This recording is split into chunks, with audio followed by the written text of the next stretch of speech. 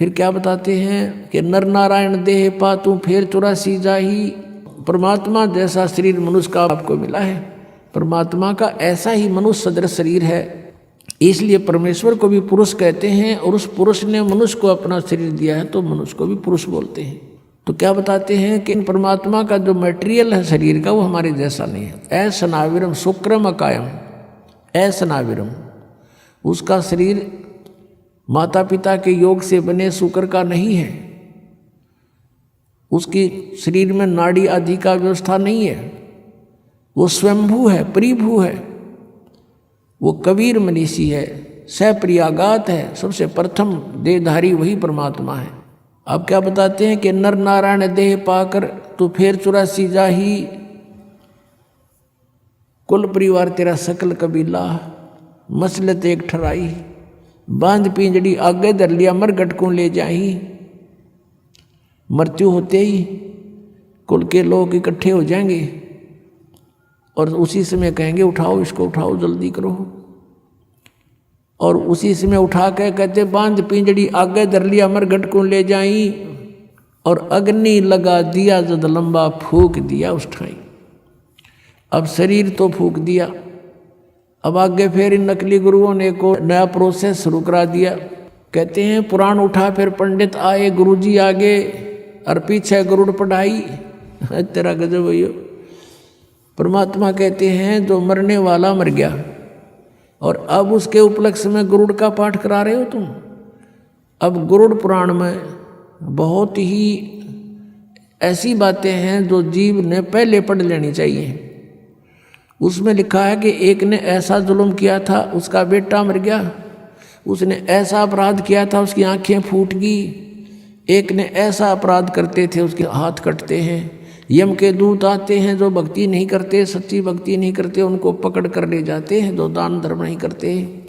और आगे क्या देखते हैं कि ऐसी गर्म जमीन के ऊपर से ले जाते हैं नंगे पैरों उसको। आगे जो शुभ कर्मी प्राणी हैं वो भंडारा छक रहे होते हैं, खीर खांड हलवे उनके लड्डू जलेबी खा रहे होते हैं। और वो कर्महीन प्राणी, भक्तिहीन प्राणी, दानहीन प्राणी वहाँ से जाता है और देखता है, उनको कहता है यम के दूतों से, भगवान के दूतों से कि भाई मुझे भोजन करा दो, मुझे भूख लगी है। वो कहते हैं नहीं, तेरे शुभ कर्म नहीं हैं, चल तुझे भगवान के दरबार में पेश करके तुझे फिर कुटाई करेंगे तेरी।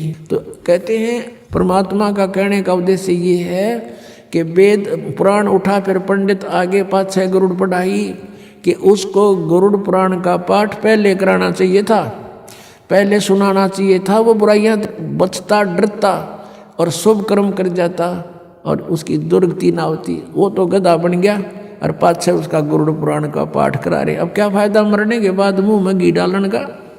अब क्या बताते हैं कि पुराण उठा फिर पंडित आए, पीछे गरुड़ पढ़ाई। और फिर बताते हैं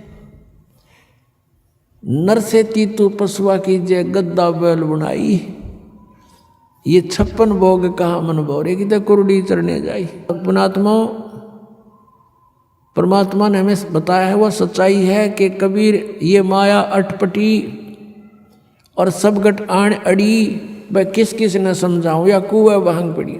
हमने इस काल के नकली इस सुख की भांग पी रखी है इस कुएं में, काल के कुएं में।